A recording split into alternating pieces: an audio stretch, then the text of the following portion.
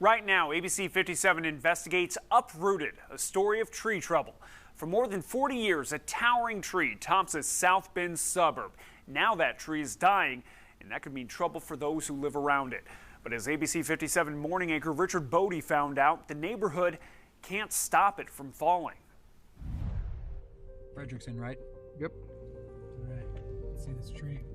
Frederickson is normally a quiet street on the northwest side of South Bend, but neighbors say that this tree is just waiting to make some noise. The neighbor's going to be the one that's going to catch the hell, because it's going to take out the back of his house and possibly even the neighbor's house on the other side. Okay, basically when that tree comes... Dwayne Bennick has lived on Frederickson Street for more than 3 decades and right next to this troublesome tree for years. Approximately 18 years ago, or 15, somewhere in that area, where the tree came down the first time and took out the house next door. Now that house is gone. The lot sits vacant, but 70 feet of this oversized oak remains. So why not just chop it down? We've made every attempt we could to get that taken care of, and the Parks Department refuses to turn around and do anything with it because the arbiter said there's nothing wrong with the tree. It's got leaves on it. We reached out to the city of South Bend and were told a different story.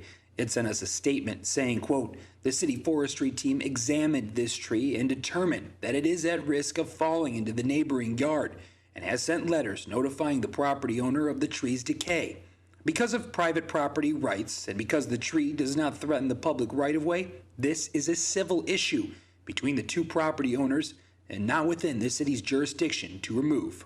It's being undermined by the cavity and the animals and insects that are chewing away at it. It's an open-faced cavity, and you can see that the fungus materials and the mushrooms and everything that grows off of dead wood is growing right off of that tree.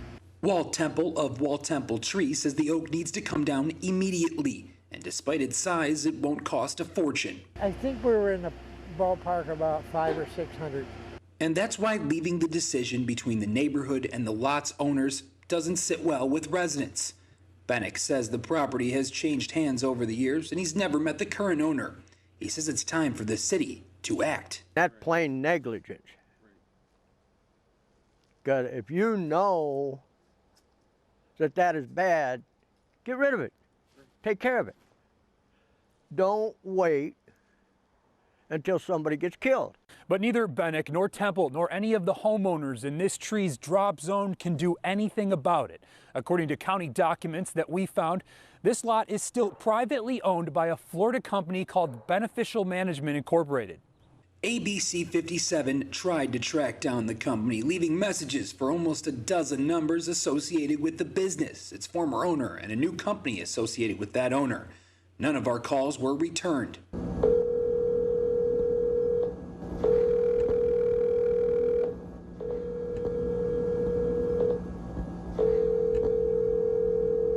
Right now, according to the St. Joseph County Auditor's Office, the county commissioners hold the property, giving Beneficial Management until September 2022 to pay the outstanding balance the property has accrued over the years.